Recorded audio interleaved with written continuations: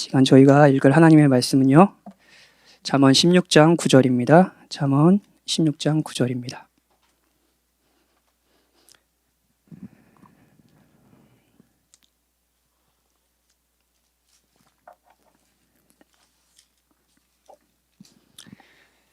잠언 16장 9절입니다. 많이들 좋아하시고 사랑하는 말씀이실 거라고 생각이 듭니다. 저도 굉장히 사랑하는 말씀인데 여러분과 함께 이 말씀 읽고 같이 하나님의 말씀 듣고 싶습니다. 잠언 16장 9절, 하나님이 이 오후 시간 여러분과 저에게 허락해 주신 하나님의 말씀입니다. 같이 읽죠. 시작. 사람이 마음으로 자기의 길을 계획할지라도 그의 걸음을 인도하시는 이는 여호와시니라. 사람이 마음으로 자기의 길을 계획할지라도 그의 걸음을 인도하시는 이는 여호와시니라. 아멘. 혹시 제가 이제 말씀을 읽자 해서 당황하셨던 분들이 계실지 모르겠어요. 왜냐하면 어제 목사님이 오늘부터 이제 박현진 목사님이 고린도후서 강해를 시작하실 거다, 라고 광고를 했는데 제가 준비를 하다가 이대로 했다간 나도 힘들고 성도들도 참 힘들겠다. 그래서 사람이 마음으로 자기의 길을 계획했지만 주께서 잠언 말씀을 기도해 주세요. 제 고린도후서 강해 여러분과 같이 또 이 오후의 시간 은혜를 나누고 싶어서 준비하고 있는데 잘 준비할 수 있도록, 아마 다음 주는 10주년 그 기념이라 목사님이 같이 시간 보내고 그 5월 첫 주부터 여러분과 같이 시간 보낼 겁니다. 이제 오후 시간에는 제가 여러분과 박현진이 여러분과 함께 할 겁니다. 거의 좋아해달라고 애걸하듯 눈빛으로 여러분을 쳐다보고 있는.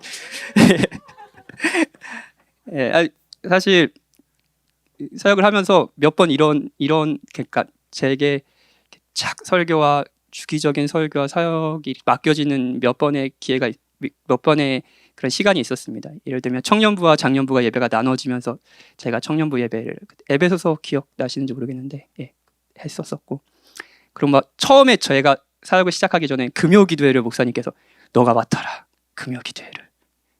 큰일 났다, 금요기도회. 금요기도회가 제가 맡은 이유 지금까지 살아나지 않고 있습니다, 여러분.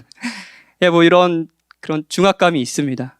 그리고 사실 오늘도 굉장히 좀 뭐랄까요, 육체적으로 좀 피곤하기도 했고 좀 많이 마음에 부담을 갖고 설교 이 단에 올라왔는데 신기하게 이제 여러분의 얼굴을 보니까 진짜 힘이 나는 것 같습니다.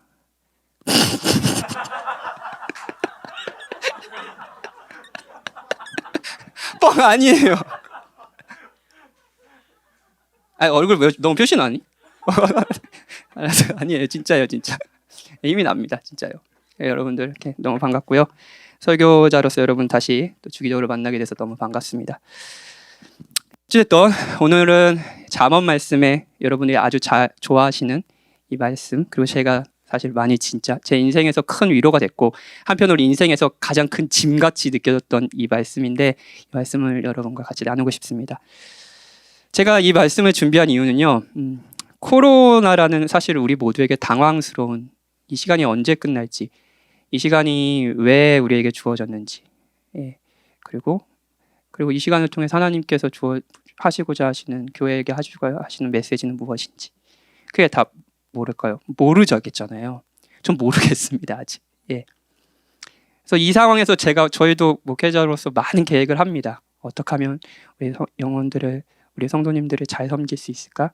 우리 성도님들의 육체적인 건강뿐 아니라 영혼의 건강을 어떻게 잘 챙기면서 이 시기에 진짜 신앙생활하기 어려운 이 시기에 우리 성도들이 힘을 내서 또 주를 바라보면서 신앙생활 하게 할 수 있을까? 많은 계획을 해요. 계획대로 다 되느냐? 그건 아닌 것 같고, 참 목회자도 그렇고 성도들도 그렇고 참 힘든 시기를, 낯선 시기를 여러분 보내는 것 같습니다. 그리고 이 시기에 이 지혜가, 잠언의 지혜가 여러분과 저에게 위로가 됐으면 좋겠습니다. 그래서 오늘 말씀을 준비했어요. 성경이 우리의 삶을 은유적으로 표현하는 단어가 이제 길입니다. 길. 예전에 얼마 전에 목사님이 그 산상 설교하시면서 길에 대해서 또 한번 설교하신 적이 있으셨는데, 길이라는 게 우리의 삶을 은유적으로 표현하는 성경의 한 단어입니다. 어떤 목적지가 있어요. 거기 가야 되는 거예요. 그리고 그 목적지를 도달하는 과정이 이제 길이죠. 그렇죠? 마찬가지로 각자가 가지고 있는 인생의 목적과 방향, 종착점이 있어요. 그리고 그 목표를 향해 쭉 걸어가는 것. 그게 인생이라는 게 성경의 은유죠. 인생. 여러분 다 이런 인생을 살고 계실 겁니다. 길이라고 표현된 이 인생에서 누구나 계획을 합니다. 그렇죠? 계획하셨죠? 이번 주도? 계획대로 잘 돌아갔나요? 아니야, 망했어. 나만 망한 건 아니니까. 예. 저도 계획했죠. 아까 말씀드린 것처럼. 오후 예배 설교. 목사님이 잘하고 하셨으니까. 요즘에 고린도후서 진짜 열심히 읽고 내가 주에도 다 하고 있고, 와 너무 좋아. 고린도후서 해야겠다. 그래서 제목까지 정했어요. 아픈 사랑. 아픈 사랑 딱 하니까 집사님이 이거 유행가 제목이냐고. 이미 슬픈 사랑 뭐 이런 느낌. 제가 막 은혜는 아프다. 아픈 은혜 막 이걸 하다가 이제 아픈 사랑 했는데, 이제 이어질 겁니다. 뭐라고 무슨 설교를 할지 기대해 주십시오. 아무튼 준비를 하려고 했는데 이제 어제 이제 방향을 바꿨죠. 하여튼 계획을 했는데 이제 잘 안 된 거잖아요. 여러분도 나름대로 인생의 계획을 하죠. 어떻게 살아야 할까? 어떻게 취업을 준비할까? 여기 취업을 하는 게 맞는 건가? 이런 고민 안 해보셨어요? 이제 졸업반이신 우리 대학생들 같은 경우는 졸업하고 뭘 해먹고 살지? 내 전공을 살려야 되나? 이 코로나 시기에 취업이 안 된다 그러는데 너 어디에 취업을 해야 되지? 이런 고민 하시나요? 하다못해 이 주식에 여기를 넣어야 되나? 여기 빼야 되나 지금? 그리고 뭐 누구를 만나야 할까? 아주 청년들에게 중요한 주제죠. 내가 좋아하는 그 사람의 마음을 얻으려면 어떻게 해야 될까? 설레고 계신 분들 있으시죠? 그리고 자녀들을 보며 얘는 도대체 누구 닮아서 이렇게 말을 안 들을까? 박이아는 누구 닮았을까요? 저를 닮았죠? 얘를 도대체 어떻게 키워야 되나? 내 사춘기인데 이 아이를 도대체 어떻게 키워야지 잘 신앙으로 또 이렇게 키울 수 있을까? 이런 고민 많이 하시죠? 계획하시죠? 이 학교를 보내야겠다? 아니면 이렇게 뭐 공부를 시켜야겠다? 이런 계획들을 나름대로 하시죠? 어떻게 아내의 화를 풀어줄까? 우리 남편들 화이팅! 우리는 한 주 내내 이런 생각들을 하면서 나름 최선을 계획하고 행동했습니다. 그렇죠? 여러분 그러시죠? 오늘 말씀대로 우리 모두는 마음의 자기 길을 이제 계획하고 살아가는 거예요. 이 장에 언제까지 일해야 되지? 뭐 이렇게 고민하면서요. 하지만 우리가 당연히 하는 것, 계획. 여기서 성경은 멈추지 않고 반의적 평행법, 이게 뭐냐면 설명해 드릴게요. 반의적 평행법을 사용해 이렇게 얘기합니다. 사람들은 A라고 생각했지만 사람이 자기의 길을 계획하지만 사실은 A가 아니고 B다.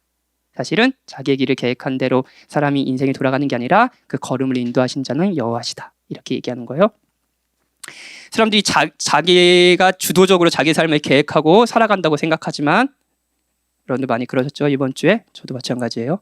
오후 설교를 준비하면서 이 설교는 내가 주도적으로 아무튼 그 인생을 인도하시는 이는 여호와라는 것이 잠언 기자의 지혜입니다. 특별히 본문에서 사용한 인도하다라는 단어는 원어로 흔들림 없이 굳게 서다라는 의미를 포함하고 있습니다. 그러니까 하나님의 인도는 예외 없이 확실하고 안전하다는 의미예요. 이랬다 저랬다가 아니에요. 안전해요. 확실합니다. 반드시 이루어집니다. 이게 인도하다라는 뜻이에요. 16절 1절에도 이 16절 9절뿐만 아니라 1절에도 동일한 개념의 평행법이 있습니다. 볼까요? 마음의 경영은 사람에게 있어도 A라고 생각하지만 B다. 즉 마음을 경영하고 다스리는 건 사람에게 있는 듯 보여도 말의 응답은 여호와께로부터 나오느니라. 즉 말의 응답, 즉 일이 이루어지는 것은 여호와의 일이다. 하나님께서 하시는 일이다. 이걸 뭐 신학적인 용어로 하나님의 섭리 또는 하나님의 주권 뭐 이런 단어를 쓰죠. 사람이 계획을 세우지만 여호와께서 결과를 결정하신다. 뭐 구절과 같은 의미죠. 오늘 본문과 이제 우리가 읽은 말씀과요. 잠언이 말하는 지혜는 내가 내 삶을 주도적으로 결정하고 행동하는 것처럼 보이지만 이 삶을 인도하시는 분은 하나님이시다라는 것을 아는 겁니다. 이게 지혜예요. 그리고 이러한 지혜는 16장 9절, 16장 3절과 같은 지혜의 믿음으로 이어집니다. 너의 행사를 여호와께 맡기라. 그리하면 내가 경영하는 것이 이루어지리라. 여호와가 우리 삶을 인도하는 참 주인이시라는 걸, 이 길의 주인이 내가 아니라 이 인생의 주인이 하나님이시라는 걸 믿는 자는 우리의 삶에 일어나는 모든 일을 여호와께 맡길 겁니다. 하나님이 하시는 일을 기대하겠죠? 정확히는 그분이 일하시는 것을 신뢰하게 될 겁니다.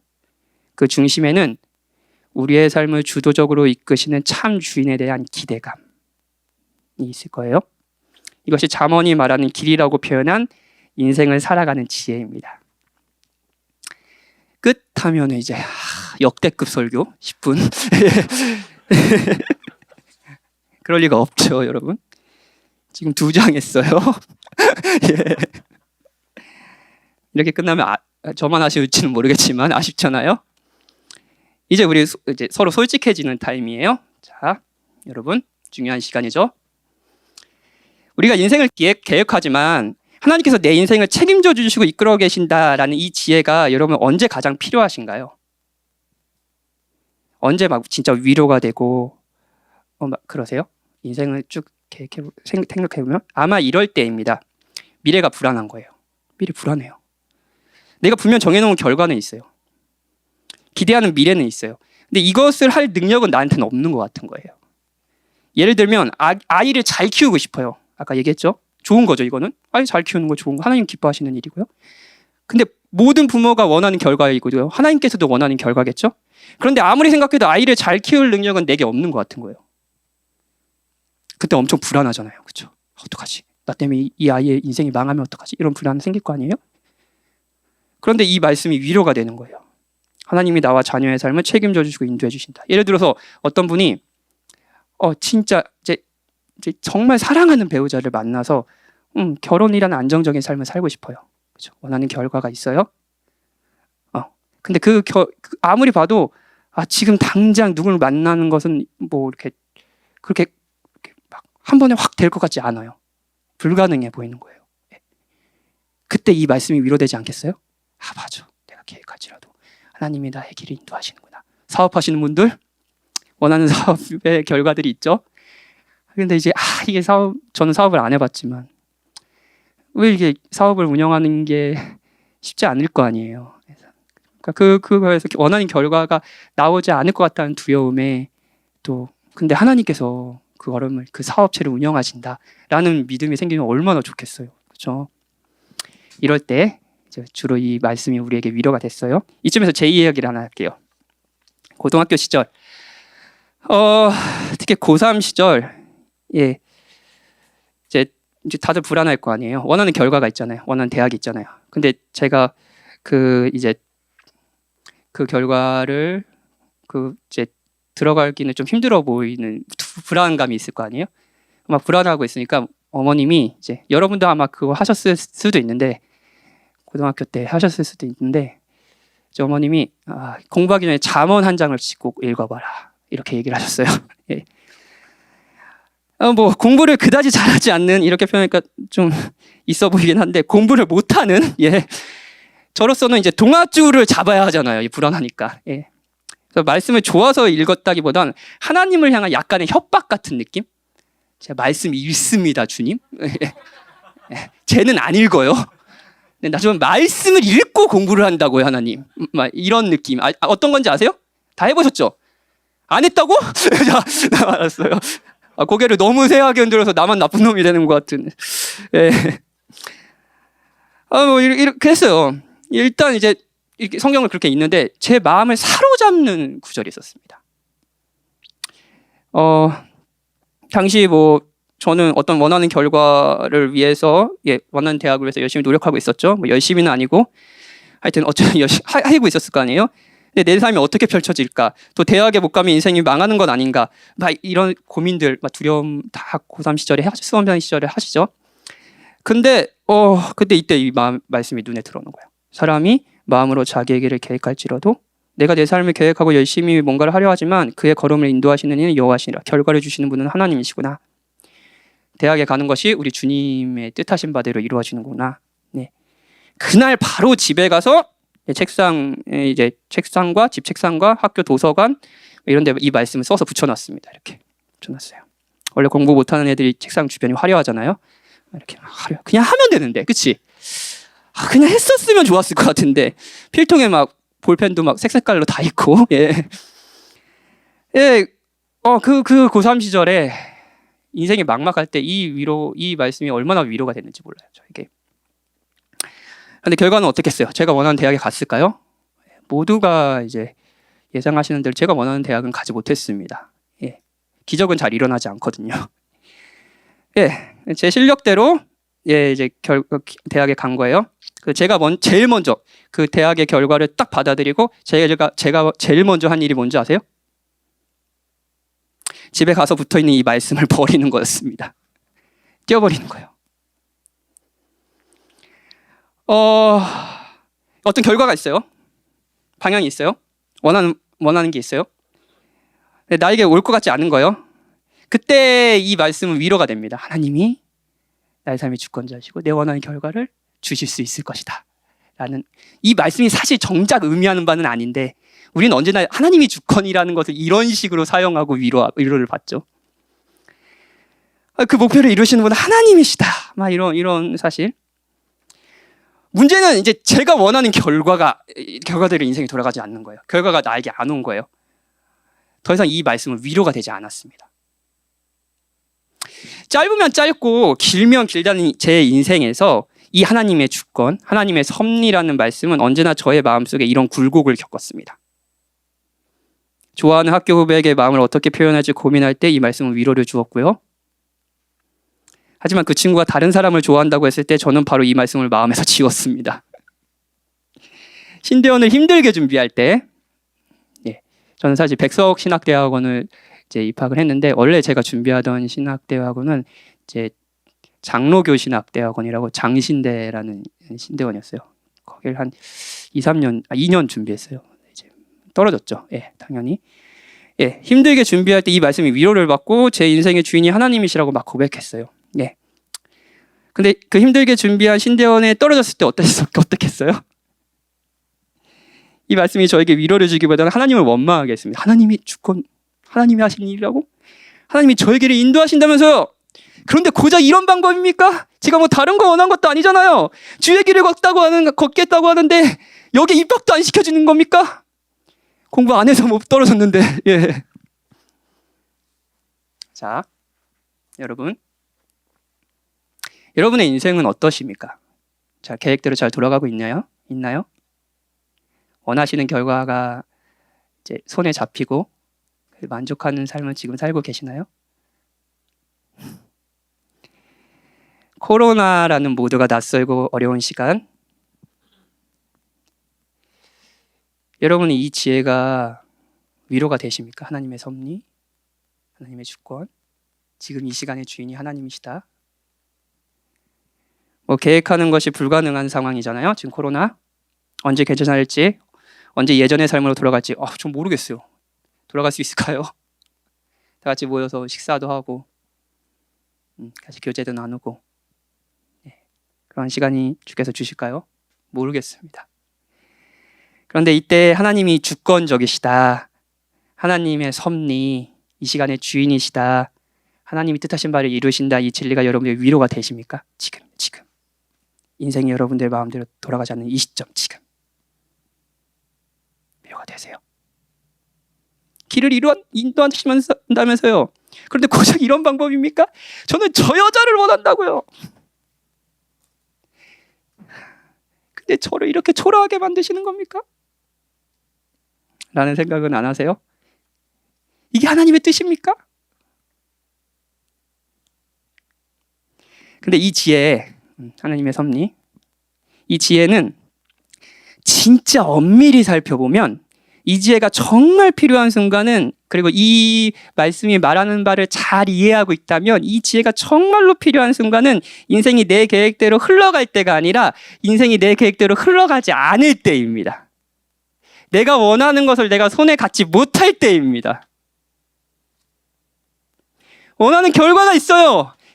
근데 그게 나한테 주어지지 않은 거예요. 그때입니다. 바로 지금이죠. 우리는 주로 그 시간에 하나님을 원망하거나 원망하지는 않더라도 냉담해지죠. 아니, 원망까지는 안 하잖아요. 우리 그래도 나이스한 신자잖아요.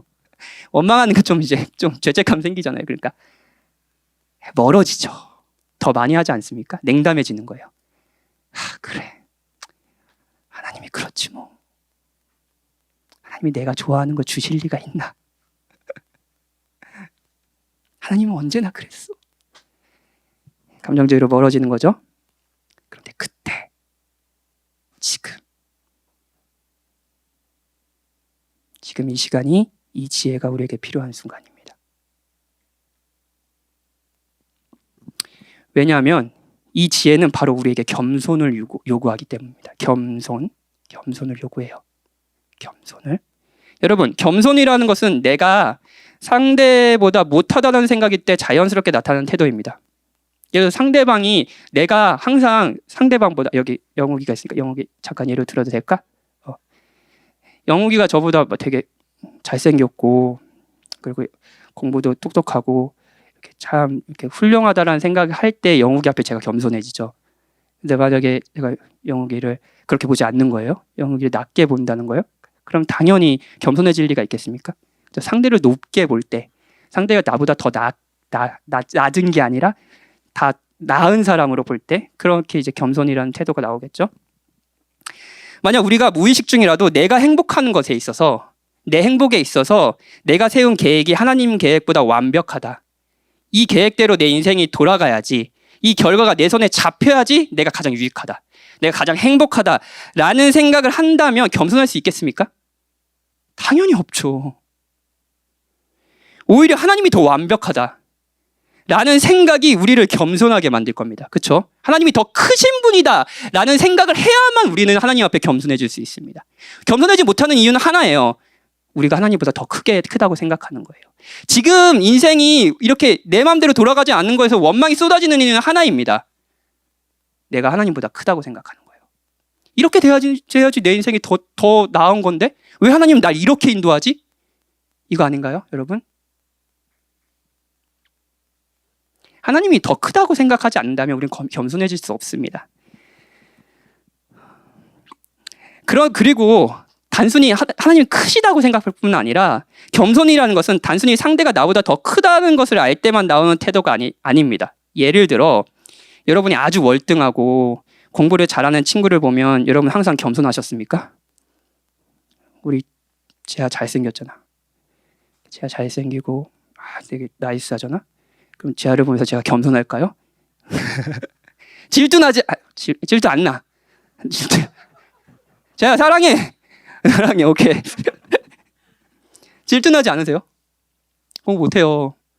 공부 잘하는 친구 있어요. 그러면 공부 잘하는 친구 앞에서 겸손하게 무릎을 꿇으셨습니까? 쟤는 참 인간미 없이 맨날 공부 잘하면 다냐, 이런 얘기 많이 하시지 않으셨어요? 크잖아요. 큰 사람은 우리는 아주 깎아내리면서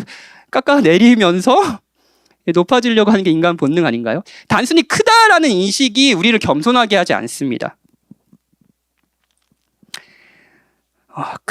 나보다 클 뿐만 아니라 나를 사랑해주는, 나에게 유익을 주는, 나를 하게 해주는 나에게 선한 존재라는 것을 우리가 알 때 우리는 겸손해집니다. 상대가 클 뿐 아니라 그 상대가 선하다고 생각할 때 우리는 비로소 우리를 죽이고 낮게 그 상대를 높일 수 있습니다. 이게 겸손이에요. 잠언에서 말하는 지혜는 하나님이 나보다 크다는 것뿐 아니라 그 하나님이 나를 사랑하시고 선하신 분이시다는 걸 확신할 때, 즉 겸손할 때 우리에게 위로가 되는 지혜입니다. 자, 그럼 정말 하나님이 그러신지 이 두 가지 성품에 대해서 생각해 봅시다. 몇 가지 성품에 대해서, 하나님의 성품에 대해서. 첫 번째, 하나님은 우리와 다르게 전지하십니다. 다 아세요. 모든 것을 아세요. 하나님 모르는 건 없습니다. 우리는 삶을 계획할 때 여러 가능성을 생각합니다. 예를 들어 진로를 생각한다고 해볼까요? 졸업을 하고 진로를 생각해요. 그러면 이제 여러 가능성을 생각하잖아요. 대학원에서 더 공부를 해야 되나? 이게 나의 인생에서 더 중요한 시간을 보내는 건가? 아니면 바로 취업을 해야 되는 건가? 아니면 뭐 신대원에 가야 되는 건가? 신대원에 가고 싶은 분은 저한테 오세요. 예. 뭐 이런 고민을 하시잖아요. 몰라요. 펼쳐지는 일들은 몰라요. 그리고 뭐 취업을 하면 뭐 좋은 점과 어려운 점을 따지고요. 뭐 공부를 하면 좋은 점과 어려움을 따집니다. 그리고 나의 생각으로 두 가지 이 가능성 중에 내 행복을 위해 더 유익할 것 같은 방법을 선택하죠. 이게 계획이잖아요. 그렇죠? 모호한 상황에서 가능성을 보고 막 머리를 써서 가능성을 보고 선택하는 게 우리의 삶의 계획이에요. 그렇죠? 언제나 모호한 미래에 대한 가능성으로 이루어집니다. 계획은요. 그리고 이 가능성은 많은 경우 가능성대로 우리의 인생이 돌아가나요, 여러분? 아니잖아요. 네, 그렇죠. 틀어질 때가 많습니다. 이걸 사고라고 표현할 수 있습니다. 사고가 나는 거예요. 교통사고 같이. 교통사고 뭐 예상하는 사람은 없잖아요. 나는 이 길을 그냥 쭉 갈 거야 라고 하는데 돌발적인 사고가 나는 거잖아요. 사고를 예상한 사람은 없습니다. 마찬가지예요. 취업을 해도 내가 계획했던 대로 인생이 풀리지 않는 사고가 일어나요. 취업을 했는데 더 힘든 거예요. 돈을 벌었는데 더 힘든 거예요. 대학 입시를 해도 마찬가지입니다. 이렇게 공부를 하는 게 내 인생에 도움이 될까 이런 고민을 막 합니다. 사고가 일어나는 거예요. 계획하지 않았던, 염두에 두지 않았던 일들이 일어나는 거예요. 이 인간을 만나면 참 행복할 것 같았는데 만나보니까 사고가 일어나는 거예요. 내가 왜 만났지? 막 이런 생각 들고요. 인간의 계획은 그가 아무리 영리한 사람이라 하더라도 가능성에 토대를 둔다는 한계가 있습니다. 아무리 똑똑한 사람도 자신의 미래를 정확히 예측할 수는 없습니다. 그렇죠? 인정하시나요? 네, 하지만 하나님 한번 생각해 봅시다. 하나님은 다릅니다. 하나님은 가능성으로 우리를 인도하는 분이 아니십니다. 하나님은 가능성으로 여러분을 인도하는 분이 아니십니다. 그분이 전지하시다는 사실은 과거, 현재, 미래 일어나는 모든 일에 대한 지식뿐 아니라 그 모든 미래까지 일어나는 모든 일을 다 아신다는 것을 이야기합니다. 하나님께서는 지금 이 선택이 지금 내가 직장을 들어가는 게 향후 어떤 결과를 낳을지 우리는 모르지만 우리는 그래서 가능성을 추측하기만 하지만 하나님은 완벽히 아십니다. 인간은 언제나 자기가 예상한 대로 인생이 풀리지 않는 사고를 당하지만 하나님께 사고가 있을까요? 하나님께 사고는 없습니다. 하나님은 당황하지 않으십니다. 아브라함은 흉년이라는 사고를 당했어요. 그의 인생에서요. 애굽으로 내려가는 상황을 예상하지 못했지만 사고를 당했죠. 요셉은 형들의 시기를 받아 애굽으로 내려가는 사고를 예상하지 못했어요. 그런데 우리의 길을 인도하시는 이는 머릿속에서 아브라함에게 주어진 흉년도 요셉이 받는 시기와 고난도 사고가 아니었습니다. 이 일 또한 하나님의 계획의 일부였어요. 여러분, 코로나도 그렇습니다. 코로나는 사고가 아닙니다. 코로나를 가볍게 여겨서 그런 말을 하는 것이 아닙니다. 실제로 많은 분들이, 제가 사랑하는 우리 성도들이 이 시간에 진짜 고통스럽고 절망하는 상황에 놓여 있다는 걸 잘 알고 있습니다. 이 상황은 정말 우리에게 무겁고 엄중합니다. 어떤 분은 직장을 잃으셨을 수도 있고요. 그리고 어떤 분은 육체적인 질병, 그리고 불안과 두려움과 싸우고 있는 분도 계실 거고요. 아니면 예배당으로 나오지 못하는 상황 때문에 신앙생활의 침체기를 겪는 분도 계시겠죠. 이 상황은 정말 무겁고 엄중합니다. 왜 이런 상황이 우리에게 주어졌는지 모릅니다. 어떤 신학자도 명확한 답을 우리에게 줄 수 없습니다. 우리에게 코로나는 사고입니다. 사고. 교통사고가 난 거예요. 잘 길을 가고 있는데요. 대형 사고죠.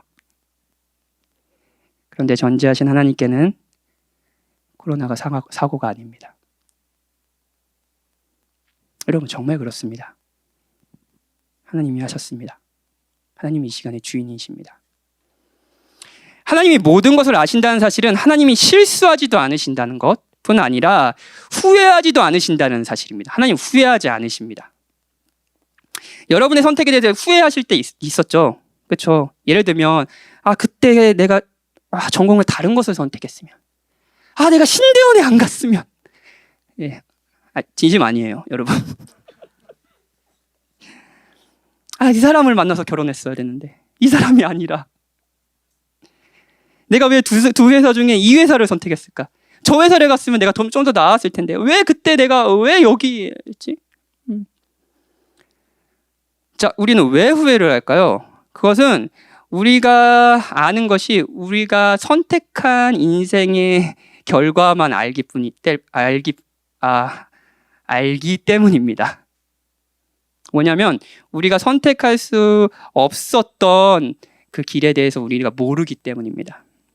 예를 들면 나는 이 회사를 선택했기 때문에 다른 회사를 선택했을 때 펼쳐질 일들에 대해서 무지합니다. 그렇죠? 그렇게 다른 회사를 선택하면 더 좋았을 거라는 기대감에 후회하게 되는 거예요. 이 사람을 만나서 이 사람과 연애를 했다라는 게 고통스러워요. 그래서 이 사람을 만나지 말았어야 되는데 후회를 해요. 그 후회는 뭐냐? 이 사람을 만나지 않았으면 지금보다 내 인생이 더 나아질 거라는 모호한 기대감인 거죠. 그렇죠? 하지만 하나님은 그렇지 않으십니다. 모든 가능성을 다 아십니다. 내가 이 회사에서 일하게 된 상황, 그리고 다른 회사에 들어갔을 때 일어날 모든 가능성에 대해서도 아십니다. 근데 이 사람을 만났을 때 나의 인생과 이 사람을 만나지 않았을 때 나의 인생도 다 아십니다. 그분의 지식은 일어나지 않는 일도 포함합니다. 이 말은 하나님께서는 항상 자신의 목적을 이룰 수 있는 완벽하고 최선의 선택을 하신다는 것을 말합니다. 하나님에게 차선은 없습니다. 하나님은 항상 최선을 선택하십니다. 여러분의 인생이 그렇습니다. 여러분의 인생, 지금의 인생은 하나님의 최선의 결과입니다. 하나님은 실수도 하지 않으시고요, 후회도 하지 않으십니다. 그의 걸음을 인도하시는 이는 여호와시니라고 할 때 우리의 길을 인도하신 하나님은 언제나 최선의 방법과 선택으로 우리의 길을 인도하시는 분이십니다. 여러분 정말 그래요. 사람이 마음으로 자기의 길을 계획할지라도 그 인생을 책임지는 분이 여호와라는 사실이 위로인 이유는 우리는 우리의 인생을 단순히 가능성을 보고 선택해서 언제나 사고를 당하고 후회할 수 있는 존재이지만 하나님은 가능성으로 선택하지 않으시기 때문입니다. 모든 것을 아시는 그분은 최선만을 선택하시고 우리의 삶을 인도하시는 분이십니다. 하나님은 전지하세요. 또한 이 지혜가 우리를 겸손하게 하는 이유는 하나님이 단순히 크신 분, 단순히 전지하신 분뿐 아니라 선하시기 때문입니다. 만약 하나님이 선하시다는 확신이 여러분 마음에 있지 않다면 이 지혜, 잠언이 말한 지혜는 여러분에게 그야말로 공포일 겁니다. 그의 걸음을 인도하시는 이가 회사 사장님이다. 여러분 위로가 되나요? 능력이 있어요? 근데 선하지 않은 거예요? 그분이 내 인생의 주인이라는 게 위로가 되시나요? 왜 회사 사장님이 우리의 인생의 주인이라는 게 위로가 안 되나요? 우리가 회사 사장님을 자꾸 착한 회사 사장님 많습니다. 예. 화이팅. 예. 회사 사장님은 선하지 않다고 생각하기 때문입니다. 실제로 이 사장님의 결정이 나의 인생에 굉장히 중요하다라는 생각은 하지만 그분이 선하지는 않다라고 생각하기 때문에 우리는 그분을 두려워 떨며 미워합니다. 그렇지 않나요? 하나님은 어떤가요?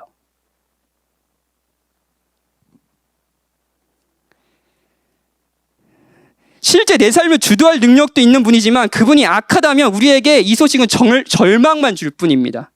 하지만 하나님은 선하십니다.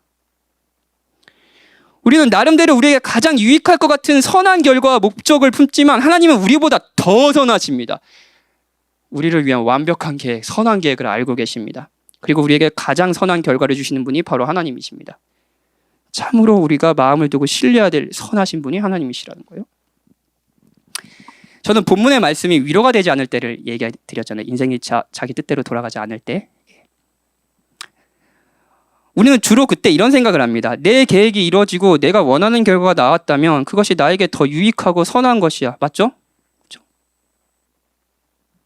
그런데 여러분, 우리의 계획대로 인생이 굴러갔다면 지금 우리는 어떻게 살고 있었을까요? 우리는 일어나지 않을 아까 얘기했지만 가능성에 대해 무지하기 때문에 그 인생이 지금보다 더 나았을 것이라는 막연한 생각을 합니다. 그래서 후회한다 그랬죠? 하지만 성경을 살펴보면 그렇지 않습니다.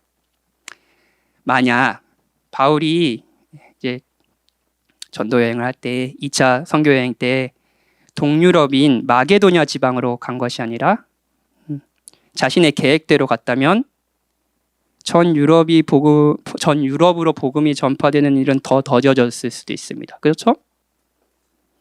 어쩌면 뭐 그런 가능성은 모르겠지만 어쩌면 방향을 그쪽이 아니라 반대로 했다면 바울의 계획대로 그랬다면 기독교가 중동 그 지역에만 머무는 지역 종교가 됐을 수도 있죠.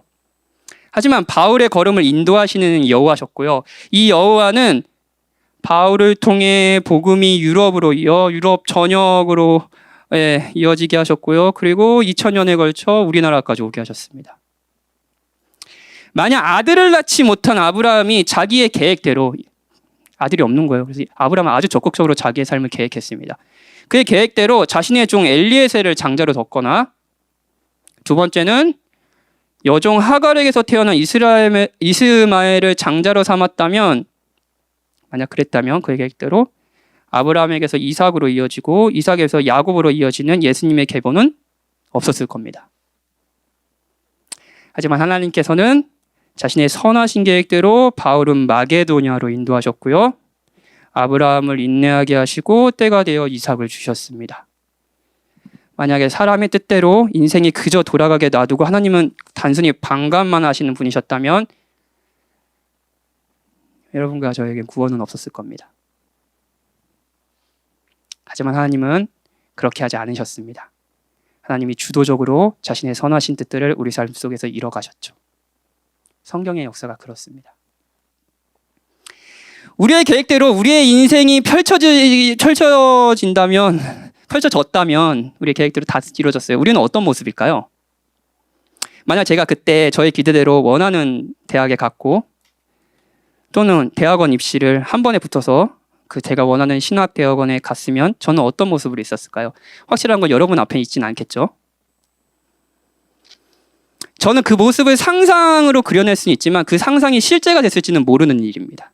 그렇죠? 여러분도 마찬가지죠? 하지만 하나님은 그 모든 것을 아시고 최선의 결과를 위해 각 선택을 하게 하셨고 지금의 제가 그리고 지금의 여러분이 있습니다. 제 삶을 돌아볼 때 여러 번 저의 계획대로 인생이 돌아가지 않았어요. 좌절됐고요. 낙심했던 점도 많습니다. 근데 그 상황에서도 하나님은 개의치 않으시고 제 삶의 주인이 되셔서 자신의 뜻대로 제 삶을 인도해 주셨습니다. 지금도 마찬가지죠. 이 코로나 시국에도요. 자, 여기까지 들어도 아직 이 사실이 위로가 되지 않는 분이 계실지 모르겠습니다. 하나님이 계신지도 모르겠고 그 하나님이 그렇게 능력 있는지도 모르겠고 그래, 계시면 능력은 있겠지. 신이 있다면. 그런데 그 하나님이 선하시다는 것, 나에게 선을 베풀어 주신다는 것은 정말 모르겠다. 그러면 하나님 믿는 사람 다 잘 돼야지. 힘든 사람 왜 이렇게 많은 거야?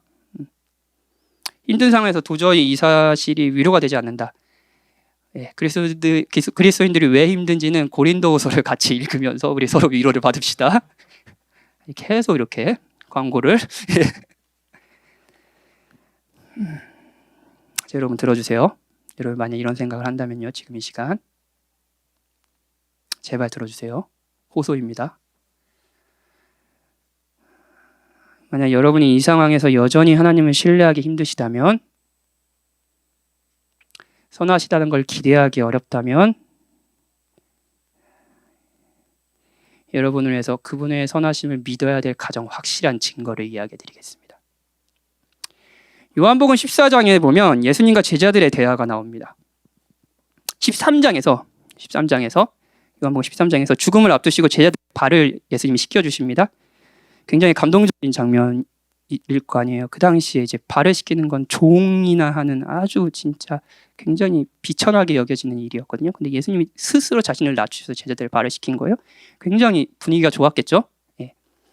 그런데 예수님이 바로 분위기를 깨는 말씀을 하십니다. 무슨 말씀 하시겠어요? 너희 중에 하나가 나를 팔 거다. 가릅니다. 그리고 베드로에게 다 굴기 전에 내가 3번 부인할 거다라고 이야기하십니다. 제자들은 불안에 떨었습니다. 왜 그랬을까요? 왜 이 예수님 그 얘기를 하실 때 불안했을까요? 예수님이 죽으신다는 거 계속 얘기하셨죠. 제자들 믿지 않았지만, 하지 말라고 말렸지만, 그리고 그들 중에 자신들 중에 한 명이 예수님을 판다는 것, 거기다 그렇게 충성을 다한다고 설레발을 치는 저 베드로가 마저 예수님을 부인한다는 것, 이것은 제자들의 인생 계획에 없었기 때문입니다. 없었어요. 제자들은 아무도 이걸 기대하지 않았습니다. 이 방식의 길은 제자들이 원하지 않는 길이었습니다. 제자들은 그래서 두려워 떨었습니다. 그러자 예수님이 이렇게 얘기하십니다. 너희는 마음에 근심하지 말라. 하나님을 믿으니 또 나를 믿으라. 그러면서 이렇게 이야기하세요. 내가 너희를 위하여 아버지 집에 거처를 예비하러 가노. 내가 길을 걸을 거야. 근데 그 걷는 길에는 내가 너희의 하늘아버지의 집에 너희들의 거처를 예비하는 길이야. 라고 얘기하십니다. 제자들이 전혀 예상하지 못했던 길이 있는데 그건 예수님이 그들의 영원한 거처를 예비하러 가는 길이라고 예수님이 얘기하시는 거예요. 그리고 예수님은 4절에서 내가 어디로 가는지 그 길을 너희도 아느니라 라고 얘기하셨어요. 제자들의 반응이 뭐겠어요? 무슨 말, 그게 뭐야? 모르겠는데요? 그래서 도마가 이렇게 얘기합니다. 주여, 주께서 어디로 가시는지 우리가 알지 못하거늘 그 길을 어찌 알겠사옵나이까? 이렇게 물어봐요. 그러니까 예수님이 이야기하십니다. 유명한 말씀이죠. 내가 곧 길이요 진리요 생명이니 나를 말미암지 않고는 아버지께로 올 자가 없느니라. 요한복음 14장 6절. 그 길을 모른다고? 내가 곧 길이란다. 나로 말미암지 않고는 아버지께로 갈 수가 없단다. 너희들이 아버지께로 갈 수 있는 길을 내가 마련할 거란다. 내가 길이야. 그리고 지금 내가 가는 길로 너희들에게 길을 마련해 줄 거란다. 이렇게 얘기하시는 거예요. 제자들은 나름대로 자기의 길을 걷고 있었습니다. 예수님을 그리스도로 바라보면서 자신의 욕망을 투영하는 방식으로 그리스도를 기대하면서 예수님을 따랐습니다. 제자들은 계획이 있었습니다. 계획 없이 그런 자기의 삶을 포기하는 선택을 하지 않았습니다. 완벽하다는 계획을 세우고 기대와 함께 예수님을 따랐을 겁니다. 목표와 방향이 있었어요. 그리고 예수님을 따르며 얻고자 하는 결과도 있었습니다. 사람이 마음으로 자기의 길을 계획할지라도 제자들도 계획했습니다. 우리와 마찬가지로요. 하지만 주께서는 그 길을 따라 걷지 않으셨습니다. 제자들의 기대대로 그 길을 따라 걷지 않으셨습니다. 오히려 영원 전부터 삼위 하나님이 함께 계획하신 그 길을 걸으셨죠. 그 길은 우리 모두의 죄가 되어 그리스도께서 죽으시는 길이었습니다. 그리고 그리스도가 그 길을 걸으셨기에 죄인인 우리가 하나님께로 가는 길이 열렸습니다. 그 걸음을 인도하시는 이는 여호와시니라. 하나님이 선하지 않다고요? 지금 이 시간 여러분의 인생의 계획대로 여러분이 돌아가지 않을 때 하나님이 선하시다는 것을 신뢰하는 게 너무 힘드시다고요? 하나님이 선하시다면 나에게 왜 이런 일이 일어나는 거야? 왜 코로나야? 하나님이 선하지 않으시다고요? 여러분의 영원한 안식과 행복을 위해 자신의 아들을 내어놓으신, 그래서 당신께로 가는 길을 마련해 주신 분이 선하지 않다고요? 그럴 리가 있겠습니까, 여러분? 자기 마음대로 인생을 계획하고 하나님을 무시하는 우리를 향해 하나님이 품으신 선하신 뜻은 우리 계획대로 우리를 내버려 두는 것이 아니었습니다. 사람이 마음으로 자기의 길을 계획할지라도 그 걸음을 인도하셨습니다. 만약 하나님께서 그리스도 안에서 우리를 어떻게 사랑하셨는지, 우리의 인생을 어떻게 인도하셨는지를 생각한다면 여러분, 앞으로의 여러분의 인생도 죽게 달려 있다라는 것이 위로가 되지 않겠습니까? 여러분의 계획대로 인생이 돌아가지 않을 때 십자가, 여러분을 위해서 십자가에 달리신 그리스도를 보면 하나님 지금도 나에게 선을 베푸시고 나를 옳은 길로 인도하고 계셔라는 걸 확신할 수 있지 않겠습니까? 여러분의 인생이 흔들린다 하더라도 여러분을 향한 여러분이 서 있는 아주 굳건한 반석이 있습니다. 그 반석은 흔들리지 않습니다.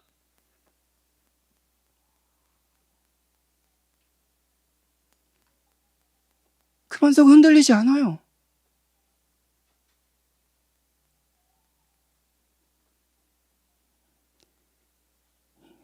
여러분 지금 최선을 살고 있습니다.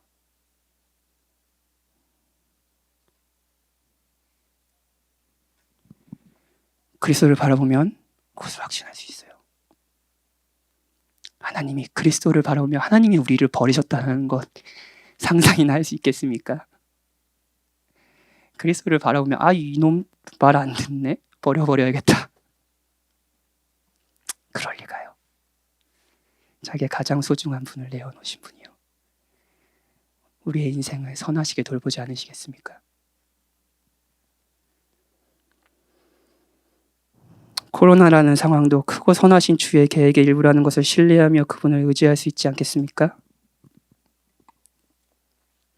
제가 아까 이게 좀 재미없을 수도 있는데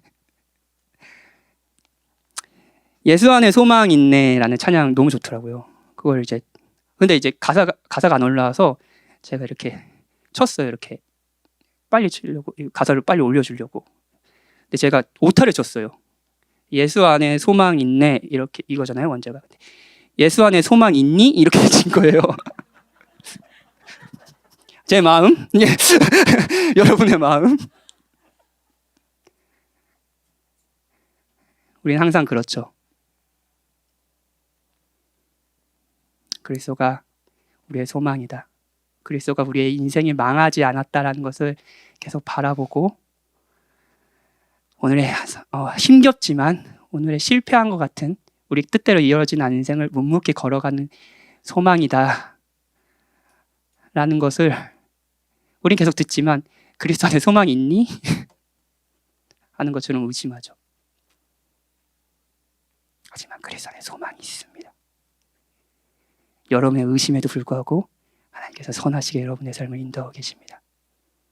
우리는 신실하지 않지만 지금도 하나님이 자신의 뜻하신 바를 여러분의 인생에서 이뤄가고 계십니다. 사람이 마음으로 자기의 길을 계획할지라도 그의 걸음을 인도하시는 자는 여호와십니다. 어려운 시간이 있다면 그분을 신뢰하십시오. 그분을 신뢰함으로 그분을 찬양하십시오. 그분이 크신 분인가 동시에 자기 아들을 내어놓으시고 여러분들을 얻으신 우리 아버지이시고 선하신 분이십니다. 우리 같이 기도합시다.